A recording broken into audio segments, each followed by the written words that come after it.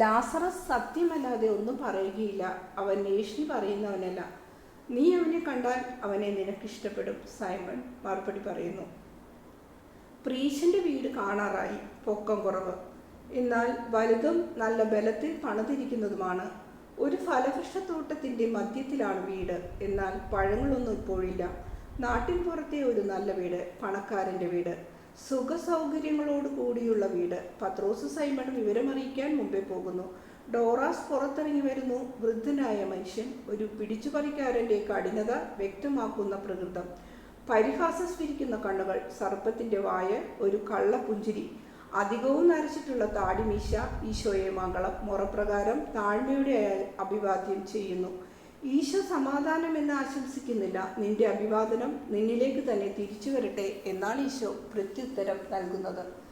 അകത്തേക്ക് വരൂ, എൻ്റെ ഭവനം നിന്നെ സ്വീകരിക്കുന്നു. നീ ഒരു രാജാവിനെ പോലെ സമയനിഷ്ഠ പാലിക്കുന്നല്ലോ. സത്യസന്ധനായ മനുഷ്യനെ പോലെ ഈശോ മറുപടി പറയുന്നു. ശിഷ്യന്മാരെ ഡോറാസ് ക്ഷണിച്ചില്ല. ഈശോ പുറകോട്ട് തിരിഞ്ഞ് അവരോട് പറയുന്നു, അകത്തേക്ക് വരൂ, ഇവർ എൻ്റെ സ്നേഹിതരാണ്. അവർ അകത്തേക്ക് വരട്ടെ. എന്നാൽ അവൻ ചുങ്കക്കാരനല്ലേ, അൽഫേസിന്റെ മകൻ. ഇത് മാത്യു ആണ്, ഈശോയുടെ ശിഷ്യൻ. ഇതൊരു ഈണത്തിലാണ് ഈശോ പറയുക. ഡോറാസ് അത് മനസ്സിലാക്കി ഒന്നുകൂടി കൃത്രിമമായ ഒരു ചിരി പാസ്സാക്കുകയാണ്. വളരെ സമൃദ്ധിയിൽ കഴിയുന്ന ആ വീട്ടിലെ സമ്പത്ത് കാണിച്ച് പാവപ്പെട്ട ഗലീലിയക്കാരൻ ഗുരുവിനെ ഞെരിച്ചു കളയാൻ ഡോറാസിന് ആഗ്രഹമുണ്ട്. സമ്പൽ സമൃദ്ധി എന്നാൽ മഞ്ഞു പോലെയുള്ള മരവിപ്പ്. ഭൃത്യരെല്ലാം അടിമകളെ പോലെ ഭയപ്പെട്ട് കുനിഞ്ഞാണ് നടക്കുന്നത്. വേഗം അപ്രത്യക്ഷരാവുകയും ചെയ്യുന്നു. ശിക്ഷ എപ്പോഴാണെന്ന് ഭയപ്പെട്ട് കഴിയുന്നവർ. തണുത്ത ഹൃദയവും വിദ്വേഷവുമാണ് ആ വീട്ടിനുള്ളിൽ. എന്നാൽ വീട്ടിലെ സമ്പത്തിനൊന്നും ഈശോ ഒരു താല്പര്യവും കാണിക്കുന്നില്ല. സമ്പന്നരായ ബന്ധുക്കളുടെ കാര്യത്തിലും ഈശോ ശ്രദ്ധിക്കുന്നതേയില്ല. ഇത് മനസ്സിലാക്കിയ ഡോറാസ് ഈശോയെ ഫലവൃക്ഷത്തോട്ടത്തിലേക്ക് കൂട്ടിക്കൊണ്ടുപോയി. അവിടെയുള്ള വിശിഷ്ടമായ ചെടികളും വൃക്ഷങ്ങളും കാണിച്ച് വിവരിക്കുന്നു. അവയുടെ പഴങ്ങളും മറ്റും സ്വർണ്ണത്തളികയിൽ ഭൃത്യന്മാർ കൊണ്ടുവരുന്നു. ഈശോ അവയെ ആസ്വദിച്ച് സ്തുതിച്ചു പറയുന്നു. പഴങ്ങൾ വിശേഷതരം, പീച്ചും പയറുമാണെന്ന് തോന്നുന്നു. ആകൃതി നഷ്ടപ്പെടുത്താതെ അവ പാനിയിലിട്ട് കേടുകൂടാതെ സൂക്ഷിക്കുന്നതായിരിക്കണം. ഇതെല്ലാം പാലസ്തീന നാട്ടിൽ എനിക്ക് മാത്രമേയുള്ളൂ. ഈ ഭൂവിഭാഗത്ത് എനിക്ക് മാത്രമേയുള്ളൂ. ഇവ പേർഷ്യയിൽ നിന്നും അതിനേക്കാൾ വിദൂരത്തു നിന്നും കൊണ്ടുവന്നിട്ടുള്ളവയാണ്. നമ്മുടെ ഉപരാജാക്കന്മാർക്ക് പോലും ഇവയൊന്നുമില്ല. ഒരുപക്ഷെ സീസറിന് പോലും ഉണ്ടായിരിക്കുകയില്ല. എല്ലാ കായ്കളും ഞാൻ എണ്ണി തിട്ടപ്പെടുത്തി അവയുടെ കുരുവെല്ലാം എടുത്തു വെക്കും. എൻ്റെ മേശയിൽ വെച്ച് മാത്രമേ ഭക്ഷിക്കുകയുള്ളൂ. കാരണം ഒരൊറ്റ കുരുപോലും ആരും കൊണ്ടുപോകാൻ ഞാൻ സമ്മതിക്കുകയില്ല. അന്നാസിന് കുറേ പഴങ്ങൾ ഞാൻ കൊടുത്തയക്കും, പക്ഷെ അവ വേവിച്ച് മാത്രമേ കൊടുക്കൂ. കാരണം ഈ കുരുവൊന്നും കിളിർക്കരുത്. എന്നാൽ ഇവയുടെ എല്ലാം ഉടമ ദൈവമാണ്. എല്ലാ മനുഷ്യരും തുല്യരാണോ? അല്ല. ഞാൻ നിന്റെ ഗലീലിയർക്ക് തുല്യരോ? ആത്മാക്കൾ ദൈവത്തിൽ നിന്ന് വരുന്നു. ദൈവം അവയെ തുല്യരായി സൃഷ്ടിക്കുന്നു. എന്നാൽ ഞാൻ വിശ്വസ്തനായ പ്രീശൻ ഡോറാസ് ആണ്. അഹങ്കാരം കൊണ്ട് ഒരു മൈനിനെ പോലെ ഞെളിഞ്ഞിട്ടാണ് ഇത് പറയുന്നത്. ഈശോ അയാളെ തറപ്പിച്ചൊന്ന് നോക്കുന്നു. ആ നീലക്കണ്ണുകൾ കൂടുതൽ പ്രകാശിക്കുന്നു. ദയയുടെയോ കാർക്കശ്യത്തിൻ്റെയോ മുന്നോടിയാണത്.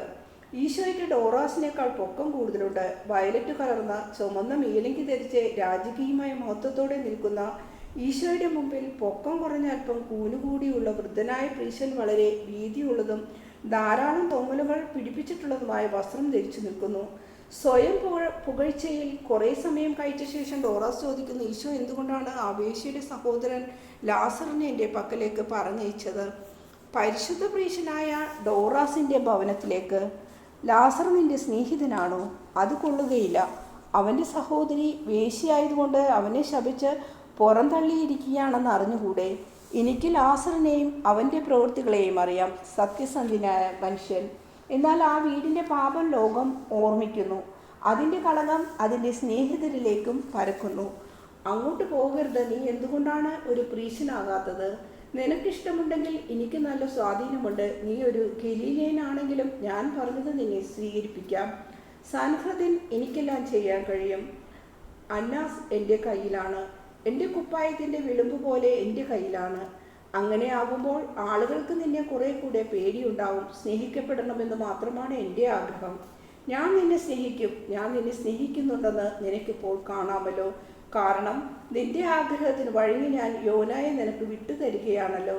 ഞാൻ അതിന് നിനക്ക് പണം തന്നല്ലോ. സത്യമാണ്, ഇത്രയും പണം തരാൻ നിനക്ക് എങ്ങനെ കഴിഞ്ഞു എന്ന് ഞാൻ വിസ്മയിക്കുകയാണ്. ഞാനല്ല, എൻ്റെ ഒരു സ്നേഹിതൻ എനിക്ക് വേണ്ടി പണം തന്നു. കൊള്ളാം കൊള്ളാം. എനിക്ക് ജിജ്ഞാസയൊന്നുമില്ല. ഞാൻ പറയുന്നത് ഞാൻ നിന്നെ സ്നേഹിക്കുന്നുവെന്ന് നീ മനസ്സിലാക്കണമെന്നാണ്. നിന്നെ സന്തോഷിപ്പിക്കാൻ ഞാൻ ആഗ്രഹിക്കുന്നു. നമ്മൾ ഭക്ഷണം കഴിയുമ്പോൾ യോനായെ ഏൽപ്പിച്ചു തരാം. നിനക്ക് വേണ്ടി മാത്രമാണ് ഞാൻ ഈ ത്യാഗം ചെയ്യുന്നത്. ഇങ്ങനെ പറഞ്ഞുകൊണ്ട് അവൻ്റെ ക്രൂരമായ ചിരി ചിരിക്കുന്നു. ഈശോ കുറെ കൂടി നിശിതമായി അയാളെ നോക്കുന്നു. ഈശോയുടെ കരങ്ങൾ നെഞ്ചിനോട് ചേർത്ത് വെച്ചിട്ടുണ്ട്. അവർ ഭക്ഷണ സമയത്തിനായി കാത്ത് ഇപ്പോഴും ഫലവൃക്ഷത്തോട്ടത്തിൽ തന്നെയാണ്. എന്നാൽ നീ എന്നെ സന്തോഷിപ്പിക്കണം. ഒരു സന്തോഷത്തിന് പകരം സന്തോഷം. എൻ്റെ ഏറ്റവും നല്ല വൃത്തിനെയാണ് നിനക്ക് ഞാൻ തരുന്നത്. തന്മൂലം ഭാവിയിലേക്ക് ഉപകാരപ്പെടുന്ന ഒന്നിനെയാണ് ഞാൻ വേണ്ടെന്ന് വെക്കുന്നത്. ഈ കൊല്ലം നിന്റെ അനുഗ്രഹം ഈ വർഷം ആരംഭത്തിൽ നീ ഇവിടെ വന്നിരുന്നുവല്ലോ. എൻ്റെ വയലുകൾ പ്രസിദ്ധമാകത്തക്ക വിധത്തിലുള്ള വിളവ് നൽകി. ഇപ്പോൾ എൻ്റെ കാലികളെയും വയലുകളെയും അനുഗ്രഹിക്കൂ. അടുത്ത വർഷം യോന പോയതോർത്ത് എനിക്ക് ദുഃഖിക്കേണ്ടി വരികയില്ല. അതിനോടിടക്ക് യോനയെ പോലെ ഒരാളെ കണ്ടുപിടിക്കാൻ ഞാൻ ശ്രമിക്കും. വന്ന് അനുഗ്രഹിക്കൂ. പാലസ്തീനായി മുഴുവൻ പുകഴ്ത്തപ്പെടത്തക്ക വിധം അത്രയധികം മൃഗങ്ങളും ധാന്യപ്പുരകളും നിറയെ വിഭവങ്ങളും ഉണ്ടാകട്ടെ. വരൂ. ഈശോയെ പിടിച്ച് വലിക്കാൻ ശ്രമിക്കുന്നു. അത്രയധികം സ്വർണ്ണപ്പനി. എന്നാൽ ഈശോ എതിർക്കുന്നു. യോന എവിടെ? കാർക്കശ്യത്തോടെ ചോദിക്കുന്നു. അവൻ ഒഴിവ് നടത്തുന്ന സ്ഥലത്ത് പോകുന്നതിന് മുമ്പ് അവൻ്റെ നല്ല യജമാനന് വേണ്ടി അതും കൂടെ ചെയ്തു തീർക്കാൻ അവൻ ആഗ്രഹിക്കുന്നു. എന്നാൽ ഭക്ഷണം തീരുന്നതിന് മുമ്പ് അവൻ വരും. അതിനിടക്ക് വന്ന എൻ്റെ മൃഗങ്ങളെയും വയലുകൾ, ഫലവൃക്ഷത്തോട്ടങ്ങൾ, മുന്തിരിത്തോട്ടങ്ങൾ, മില്ലുകൾ ഇവയെയും അനുഗ്രഹിക്കൂ. എല്ലാറ്റിനെയും അനുഗ്രഹിക്കൂ. ഓ, അടുത്ത വർഷത്തെ വിളവ് എന്തായിരിക്കും? വരൂ. യോന എവിടെ? ഇടിനാദം പോലെ മുഴുങ്ങുന്ന സ്വരത്തിൽ ഈശോ ചോദിക്കുന്നു. ഞാൻ പറഞ്ഞില്ലേ ഒഴിവ് നടത്തുന്ന സ്ഥലത്താണെന്ന്. അവൻ വേലക്കാരുടെ തലവനും ഒന്നാമനുമാണ്. അവൻ ജോലി ചെയ്യുന്നില്ല. കള്ളം പറയുന്നവൻ ഞാനോ? യഹോവയെ സാക്ഷ്യമാക്കി ഞാൻ ശപഥം ചെയ്ത് പറയുന്നു, കള്ളസാക്ഷ്യം പറയുന്നവൻ ഞാനോ? ഞാൻ കള്ളസാക്ഷ്യം പറയുന്നവനാണെന്നോ? ഞാൻ ഏറ്റവും വിശ്വസ്തനായ ദൈവവിശ്വാസിയാണ്. സംസാരം സൂക്ഷിക്കണം. കൊലപാതകി. ഈ പ്രാവശ്യം ഇടിനാദം പോലെയുണ്ട് സ്വരം. ശിഷ്യന്മാർ ഈശോയുടെ അടുത്തേക്ക് ചെല്ലുന്നു. ഭൃത്യന്മാർ പേടിച്ച് വാതിൽക്കൽ വന്ന് നോക്കുന്നു. ഈശോയുടെ മുഖത്ത് നോക്കാൻ കഴിയുന്നില്ല. അത്രയ്ക്ക് നിശ്ചിതമായ മുഖഭാവം. പ്രകാശക്കതിരുകൾ ആ കണ്ണിൽ നിന്നും പുറപ്പെടുന്നത് പോലെ. ഒരു നിമിഷത്തേക്ക് ഡോറാസ് ഭയപ്പെട്ട് ചൂളിപ്പോയി. വിശേഷപ്പെട്ട തുണികളുടെ ഒരു കെട്ടെന്ന പോലെ നല്ല പൊക്കമുള്ള ഈശോയുടെ സമീപം ഡോറാസ് ചുരുണ്ടുകൂടി നിൽക്കുന്നു. എന്നാൽ അയാളുടെ അഹങ്കാരം ഒന്നുകൂടെ ശക്തമായി. കുറുക്കൻ്റേതുപോലെ ഹി ഹി എന്നുള്ള സ്വരത്തിൽ അയാൾ പറയുന്നു, എൻ്റെ വീട്ടിൽ ഞാൻ മാത്രമേ കൽപ്പനകൾ നൽകുകയുള്ളൂ. ഹീനമായ ഗലീലയിൽ പുറത്തിറങ്ങൂ. നിന്നെയും നിന്റെ വയലുകൾ, കാലുകൾ, മുന്തിരിത്തോപ്പുകൾ ഇവയെയും അടുത്ത വർഷത്തേക്കും വരാനിരിക്കുന്ന എല്ലാ വർഷത്തേക്കും ശപിച്ചിട്ട് ഞാൻ പോയിക്കൊള്ളാം. അരുത്, അങ്ങനെ ചെയ്യരുത്. യോനായ്ക്ക് സുഖമില്ലെന്നുള്ളത് ശരിയാണ്. എന്നാൽ അവനെ അന്വേഷിക്കുന്നുണ്ട്, നല്ലപോലെ അവനെ സംരക്ഷിക്കുന്നുണ്ട്. നിന്റെ ശാപം പിൻവലിക്കുക. യോന എവിടെയാണ്? വൃത്തിയിൽ ആരെങ്കിലും ഉടനെ തന്നെ എന്നെ അവൻ്റെ പക്കലേക്ക് കൊണ്ടുപോകട്ടെ. അവന് വേണ്ടി ഞാൻ പണം തന്നു. അവൾ നിനക്ക് ഒരു കച്ചവട സാധനം, ഒരു യന്ത്രമായതിനാൽ ഞാൻ അങ്ങനെയാണ് കാണുന്നത്. ഞാൻ അവനെ വാങ്ങിയ സ്ഥിതിക്ക് അവനെ എനിക്ക് വേണം. ഡോറാസ് സ്വർണം കൊണ്ടുള്ള ഒരു വിസിലെടുത്ത് 3 പ്രാവശ്യം വിസിലടിച്ചു. ഭൃത്യരുടെ ഒരു ഗണം വീട്ടുവേലക്കാരും വയലിൽ പണിയെടുക്കുന്നവർ 4 ഭാഗത്തു നിന്നും ഓടിയെത്തി. യജമാനൻ്റെ അടുത്ത് വന്നു താണു വണങ്ങുന്നു. നിരങ്ങുന്നത് പോലെ അത്ര താണു നിൽക്കുന്നു. യോനായെ കൊണ്ടുവന്ന് ഇവനെ ഏൽപ്പിക്കുക. എങ്ങോട്ടാണ് നീ പോകുന്നത്? ഈശോ ഉത്തരം പറയുന്നതേയില്ല. കൃഷിപ്പണിക്കാർ താമസിക്കുന്ന ഭാഗത്തേക്ക് പോയ ഭൃത്യരുടെ പിന്നാലെ ഈശോ തോട്ടം കടന്നു പോകുന്നു. വൃത്തിഹീനമായ ഗുഹകൾ, പണിക്കാരുടെ താമസ സ്ഥലം. അവർ യോനായുടെ ചെറ്റപ്പുരയിലേക്ക് കയറുന്നു. അവൻ ഇപ്പോൾ എല്ലും തോലും മാത്രമാണ്. ശക്തിയായ പനി. അർദ്ധനഗ്നനായി ചുള്ളികൾ കൊണ്ടുള്ള ഒരു പായും ഒരു കീറിയ ഉടുപ്പ് വിരിച്ച് അതിന്മേൽ കിടക്കുന്നു. കൂടുതൽ കീറലുള്ള ഒരു പുറകുപായം പുതയ്ക്കാനും കഴിഞ്ഞ പ്രാവശ്യം അവനെ ശുശ്രൂഷിച്ച ആ സ്ത്രീ തന്നെ അവൾക്ക് കഴിയുന്ന വിധം അവനെ ശുശ്രൂഷിക്കുന്നു. യോന, എൻ്റെ സ്നേഹിത, നിന്നെ കൊണ്ടുപോകാനാണ് ഞാൻ വന്നിരിക്കുന്നത്. നീയോ? എൻ്റെ കർത്താവെ, ഞാൻ മരിക്കുകയാണ്. എന്നാൽ നീ ഇവിടെ വന്നതിൽ ഞാൻ സന്തോഷിക്കുന്നു. വിശ്വസ്തനായ എൻ്റെ സ്നേഹിത, നീ ഇപ്പോൾ സ്വതന്ത്രനാണ്. നിന്നെ ഞാൻ എൻ്റെ വീട്ടിലേക്ക് കൊണ്ടുപോവുകയാണ്. സ്വതന്ത്രനോ? എന്തുകൊണ്ട്? നിന്റെ വീട്ടിലേക്കോ? ഓ ശരി, അങ്ങയുടെ അമ്മയെ കാണിക്കാമെന്ന് എന്നോട് വാക്കു പറഞ്ഞിരുന്നു. ഈശോ സ്നേഹവാത്സ്യങ്ങളോടെ യോനായുടെ കിടക്കയുടെ മുകളിലൂടെ കുനിഞ്ഞു നിൽക്കുന്നു. സന്തോഷം കൊണ്ട് യോനായ്ക്ക് സുഖം കിട്ടുന്നത് പോലെ തോന്നുന്നു. പത്രോസേ, നീ ശക്തനാണല്ലോ. യോനായെ ഒന്ന് പൊക്കൂ. നിങ്ങൾ നിങ്ങളുടെ പുറം കുപ്പായങ്ങൾ കൊടുക്കൂ. ഈ സ്ഥിതിയിൽ ഈ കിടക്ക അല്പം കട്ടിയാണ്. ശിഷ്യരെല്ലാം അവരുടെ പുറംകുമ്പായം എടുത്ത് മടക്കി പായൽ നിരത്തുന്നു. ചിലതെല്ലാം തലയിണയായി വെക്കുന്നു. പത്രോസ് യോനായെ അതിന്മേൽ കിടത്തുന്നു. ഈശോ സ്വയം പുറംകുപ്പായം കൊണ്ട് യോനയെ പുതപ്പിക്കുന്നു. പത്രോസേ, നിന്റെ പക്കൽ പണം വല്ലതുമുണ്ട്? ഉണ്ട് ഗുരുവേ, 40 നാണയങ്ങളുണ്ട്. കൊള്ളാം, നമുക്ക് പോകാം. യോന സന്തോഷിക്കൂ. അല്പം ബുദ്ധിമുട്ട് കൂടെ മാത്രം മതി. അത് കഴിയുമ്പോൾ എൻ്റെ വീട്ടിൽ മേരിയുടെ സമീപത്ത് വലിയ സമാധാനമായിരിക്കും. മേരി: അതെ, ഓ നിന്റെ വീട്. പാവം യോന കരയുന്നു. കരയാൻ മാത്രമേ തീരെ അവശനായി അവന് കഴിയുന്നുള്ളൂ. സ്ത്രീയെ, ദൈവം നിന്നോട് കൂടെ ഉണ്ടായിരിക്കട്ടെ. കർത്താവേ, യോന, ദൈവം നിന്നോട് കൂടെ ഉണ്ടായിരിക്കട്ടെ. എനിക്ക് വേണ്ടി പ്രാർത്ഥിക്കണമേ. ആ ചെറുപ്പക്കാരി പറയുന്നു. അവൾ കരയുകയാണ്. വാതിൽക്കലെത്തിയപ്പോൾ ഡോറാസ് പ്രത്യക്ഷപ്പെടുന്നു. യോന ഭയം കാണിച്ച് മുഖം മൂടുന്നു. ഈശോ ശിരസിൽ കൈവച്ചുകൊണ്ട് അവനോടൊപ്പം പുറത്തേക്ക് ഇറങ്ങുകയാണ്. ഒരു ന്യായാധിപനേക്കാൾ ഗൗരവം. ദുഃഖിതരായവരുടെ ഈ സംഘം മുറ്റത്തിറങ്ങി ഫലവൃക്ഷത്തോട്ടത്തിലേക്ക് ക്കുള്ള വഴിയിലൂടെ നീങ്ങുകയാണ്. ആ കിടക്ക എൻ്റേതാണ്. ഞാൻ കൃത്യനെ വിറ്റു, കിടക്ക നിനക്ക് വിറ്റിട്ടില്ല. ഈശോ പണസഞ്ചി അവൻ്റെ കാൽക്കലേക്ക് എറിഞ്ഞു. ഒരക്ഷരം പോലും പറഞ്ഞില്ല. ഡോറസ് പണസഞ്ചി എടുത്ത് പണം എത്രയെന്ന് എണ്ണി നോക്കി. 40 നാണയങ്ങളും 2 ദ്രഹ്മായും. തീരെ കുറവ്. ഈശോ ആ ദുരാഗ്രഹിയെ മേൽക്കീഴെ കർശനമായി നോക്കുന്നു. ഒന്നും പറയുന്നില്ല. ആ നോട്ടത്തിൻ്റെ അർത്ഥം എന്തെന്ന് പറയാനാവുന്നില്ല. ശാപം പിൻവലിച്ചെന്നെങ്കിലും എന്നോട് പറയുക. ഈശോ അവനെ തകർക്കുന്ന വിധത്തിൽ ഒന്നുകൂടെ നോക്കി പറയുന്നു. സീനായിലെ ദൈവത്തിന് നിന്നെ ഞാൻ ഏൽപ്പിക്കുന്നു. പത്രോസും ആൻഡ്രൂസും കൂടെ വഹിച്ചുകൊണ്ട് പോകുന്ന ആ ഭാണ്ഡക്കെട്ടിനോടൊപ്പം ഈശോ നടന്നു നീങ്ങുന്നു. പറഞ്ഞത് കൊണ്ടൊന്നും കാര്യമില്ല, ശിക്ഷ നിലനിൽക്കുക തന്നെ എന്ന് കണ്ട ഡോറാസ് വിളിച്ചു പറയുന്നു. നമ്മൾ വീണ്ടും കണ്ടുമുട്ടും. ഈശോ, നിന്നെ എൻ്റെ പിടിയിൽ ഇനിയും കിട്ടും. നിന്നോട് പടവെട്ടി നിന്നെ ഞാൻ കൊല്ലും. തീരാറായ ആ മനുഷ്യനെ നിനക്ക് കൊണ്ടുപോകാം. ഇനി എനിക്ക് അവനെ ആവശ്യമില്ല. അവനെ കുഴിച്ചിടുന്നതിൻ്റെ ചെലവ് എനിക്ക് ലാഭമായല്ലോ. പോകൂ, ദൂരെ പോ സാത്താനെ, ശപിക്കപ്പെട്ട സാത്താൻ. സൻഹദ്രീൻ മുഴുവൻ നിനക്കെതിരായി ഞാൻ തിരിച്ചുവിടും. സാത്താൻ, സാത്താൻ. ഈശോ ഒന്നും കേൾക്കാത്ത ഭാവം കാണിക്കുന്നു. ശിഷ്യന്മാർക്ക് വിസ്മയവും വലിയ ഭയവും തോന്നുന്നു. ഈശോ യോനാനെ മാത്രം ശ്രദ്ധിക്കുന്നു. ഏറ്റവും നിരപ്പുള്ളതും തണലുള്ളതുമായ വഴിയാണ് ഈശോ നോക്കുന്നത്. യോഹന്നാൻ്റെ വയലുകൾക്ക് സമീപമുള്ള കവല വഴി അങ്ങനെ പോയി. ആ 4 ജോലിക്കാരും ഓടിവന്ന യോനയോട് വിട പറയുന്നു. ഈശോയുടെ അനുഗ്രഹം ചോദിക്കുന്നു. എസ്തറലോണിൽ നിന്ന് നസ്രത്തിലേക്കുള്ള വഴി വളരെ ദീർഘമാണ്. അവർ യോനായെ എടുത്തുകൊണ്ട് നടക്കുന്നതിനിടയിൽ വേഗം പോകാനും കഴിയുന്നില്ല. വഴിക്ക് വണ്ടിയോ വാഹനങ്ങളോ ഒന്നും കാണുന്നില്ല. യാതൊന്നുമില്ല. അവർ മൗനമായി നടക്കുന്നു. യോന ഉറങ്ങുകയാണെന്ന് തോന്നുന്നു. എന്നാൽ ഈശോയുടെ കയ്യിൽ നിന്നും പിടിവിട്ടിട്ടില്ല. നേരം സന്ധ്യയാകാറായപ്പോൾ റോമാക്കാരുടെ ഒരു പട്ടാള വണ്ടി അവരുടെ ഒപ്പമെത്തി. ഈശോ കൈകൾ ഉയർത്തിക്കൊണ്ട് പറയുന്നു, ദൈവനാമത്തിൽ നിൽക്കൂ. ഭടന്മാർ നിർത്തുന്നു. മഴ പെയ്യാൻ തുടങ്ങിയതിനാൽ ഇട്ടുമൂടിയിരുന്ന കവചം നീക്കി ഒരു ഓഫീസർ ഈശോയോട് ചോദിക്കുന്നു, എന്ത് വേണം? മരിച്ചുകൊണ്ടിരിക്കുന്ന ഒരു സ്നേഹിതൻ എനിക്കുണ്ട്. അവനെ വണ്ടിയിൽ കയറ്റിയാൽ കൊള്ളാം. ഞങ്ങൾക്ക് അനുമതിയില്ല. എന്നാൽ കയറിക്കൊള്ളൂ, ഞങ്ങൾ നായ്ക്കളല്ല താനും. ചുമടവർ വണ്ടിയിലേക്ക് കയറ്റി. നിന്റെ സ്നേഹിതൻ നീ ആരാണ് റബ്ബി? ഈശോ, നസ്രത്തുകാരൻ. ഓ നീയോ? ജിജ്ഞാസയോടെ ആ ഉദ്യോഗസ്ഥൻ ഈശോയെ നോക്കിക്കൊണ്ട് പറയുന്നു, ഇത് നീയാണെങ്കിൽ കയറാവുന്നിടത്തോളം ആളുകൾ വണ്ടിയിൽ കയറിക്കൊള്ളൂ. എന്നാൽ ആരും നിങ്ങളെ കാണാനിടയാവരുത്. ഇതൊരു കൽപ്പനയാണ്. എന്നാൽ കൽപ്പനയെല്ലാം ഇതേ മനുഷ്യത്വവുമുണ്ട്. ഇല്ലേ? നീ നല്ലവനാണ്, എനിക്കറിയാം. ഞങ്ങൾ പട്ടാളക്കാർക്കെല്ലാം അറിയാം. ഞാൻ എങ്ങനെ അറിയുന്നുവെന്നോ? കല്ലുകൾ പോലും നന്മയും തിന്മയും പറയും. അവയെ ശ്രവിക്കാൻ ഞങ്ങൾക്കും ചെവിയുണ്ട്. സീസറിൻ്റെ സേവനത്തിനായി ഞങ്ങൾ അത് ചെയ്യും. നീ ഒരു കപട ക്രിസ്തു അല്ലല്ലോ. നിനക്ക് മുൻപ് പലരും അങ്ങനെയായിരുന്നു. വിപ്ലവം ഉണ്ടാക്കുന്നവരും ബഹളം വയ്ക്കുന്നവരുമായിരുന്നു. നീ നല്ലവനാണ്. റോമായിക്ക് അതറിയാം. ഈ മനുഷ്യൻ തീർത്തും അവശനാണ്. അതിനാലാണ് ഇവനെ എൻ്റെ അമ്മയുടെ പക്കലേക്ക് ഞാൻ കൊണ്ടുപോകുന്നത്.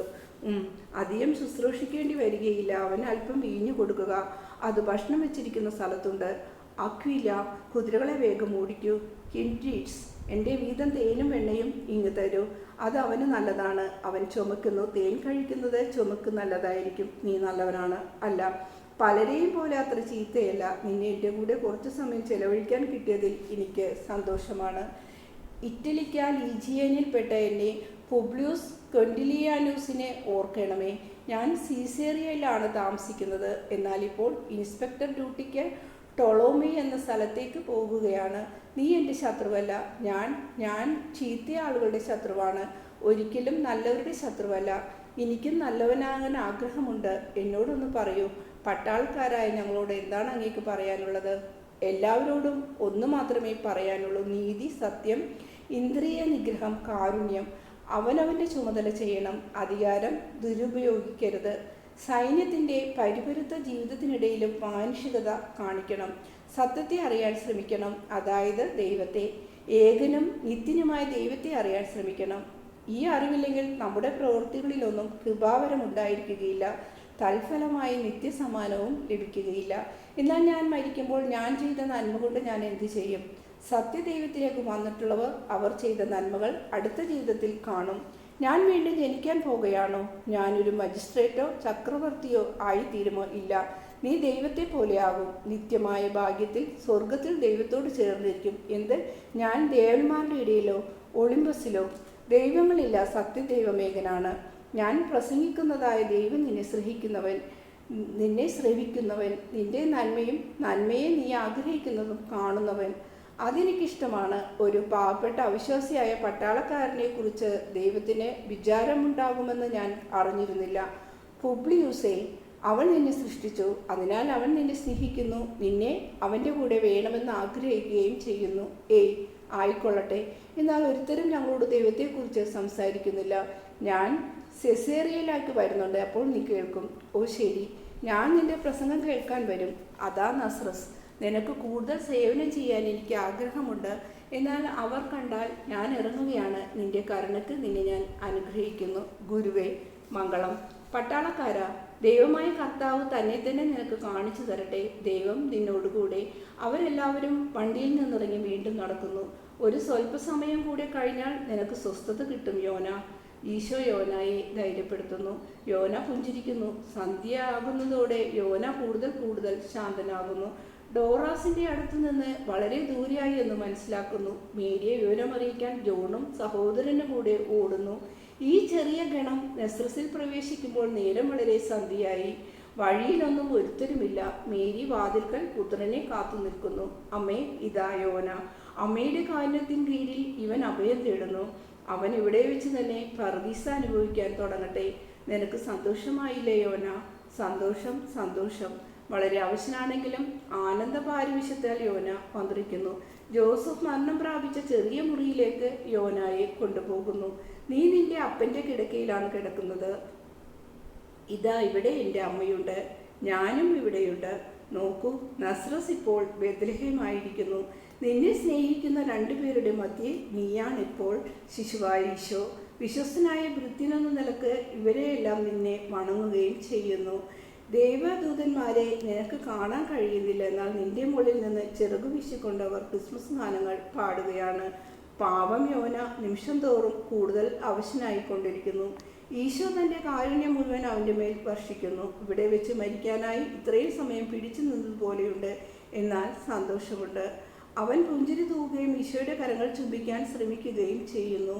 മേരിയുടെ കരങ്ങളും ചുംബിക്കാൻ ശ്രമിക്കുന്നു. എന്തോ പറയണമെന്നുണ്ട്, എന്നാൽ മരണവേദനയാൽ വാക്കുകൾ പുറത്തേക്ക് വരുന്നില്ല. ഒരമ്മയെപ്പോലെ മേരി അവനെ ആശ്വസിപ്പിക്കുന്നു. അവൻ അതെ എന്ന് ആവർത്തിച്ചു പറയുന്നു. വളരെ സന്തോഷമുള്ള പുഞ്ചിരിയും. ശിഷ്യരെല്ലാം അടുക്കളത്തോട്ടത്തിൻ്റെ വാതിൽകൾ വളരെ തരളിത ഹൃദയരായി മൗനമായി എല്ലാം ശ്രദ്ധിച്ചു നോക്കി നിൽക്കുന്നു. ദീർഘകാലമായുള്ള നിന്റെ ആഗ്രഹം ദൈവം ശ്രവിച്ചു. നിന്റെ നീണ്ട രാത്രിയിലെ നക്ഷത്രം ഇപ്പോൾ നിത്യതയിലേക്കുള്ള ഉദയനക്ഷത്രമായി മാറിയിരിക്കുന്നു. അതിൻ്റെ പേര് നിനക്കറിയാം, ഈശോ പറയുന്നു. ഈശോ മാലാഖമാർ അവരുടെ പാട്ട് ആരെനിക്ക് വേണ്ടി പാടും? എൻ്റെ ആത്മാവ് അത് കേൾക്കുന്നു, എൻ്റെ ചെവികൾക്ക് അത് കേൾക്കാൻ ആഗ്രഹമുണ്ട്. ആര്? സന്തോഷമായി എന്നെ ഉറക്കുവാൻ. എനിക്ക് വല്ലാത്ത ഉറക്കം വരുന്നു.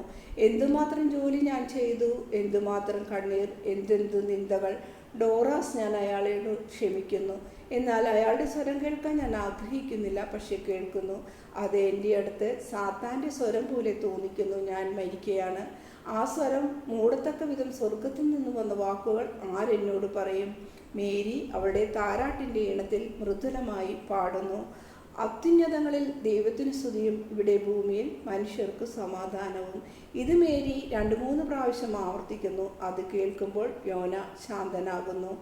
അല്പസമയം കഴിഞ്ഞ് അവൻ പറയുന്നു, ഡോറാസ് ഇപ്പോൾ സംസാരിക്കുന്നില്ല, ദൈവദൂതന്മാർ മാത്രം. അതൊരു ശിശുവായിരുന്നു. ഒരു പുൽത്തട്ടിയിൽ ഒരു കാളയുടെയും കഴുതയുടെയും ഇടക്ക് അത് മിശിഹ ആയിരുന്നു. ഞാൻ അവനെ ആരാധിച്ചു. അവൻ്റെ കൂടെ ജോസഫും മേരിയും ഉണ്ടായിരുന്നു. ഒരിക്കൽ പോലെ വന്ന ശബ്ദം നിലച്ചു. സന്മനസ്സുണ്ടായിരുന്ന മനുഷ്യന് സ്വർഗത്തിൽ സമാധാനം. അവൻ മരിച്ചു. നമ്മുടെ ദരിദ്രമായ കുഴിമാടത്തിൽ അവനെ സംസ്കരിക്കാം. പുനരുദ്ധാനം പ്രതീക്ഷിച്ച് എൻ്റെ നീതിമാനായ പിതാവിൻ്റെ സമീപത്ത് കാത്തിരിക്കാൻ ഇവൻ അർഹനാണ്, ഈശോ പറയുന്നു. അങ്ങനെ ദർശനം അവസാനിക്കുന്നു. ആരോ പറഞ്ഞു കേട്ട് അൽഫേസിൻ്റെ ഭാര്യ മേരി അകത്തേക്ക് വരുന്നു.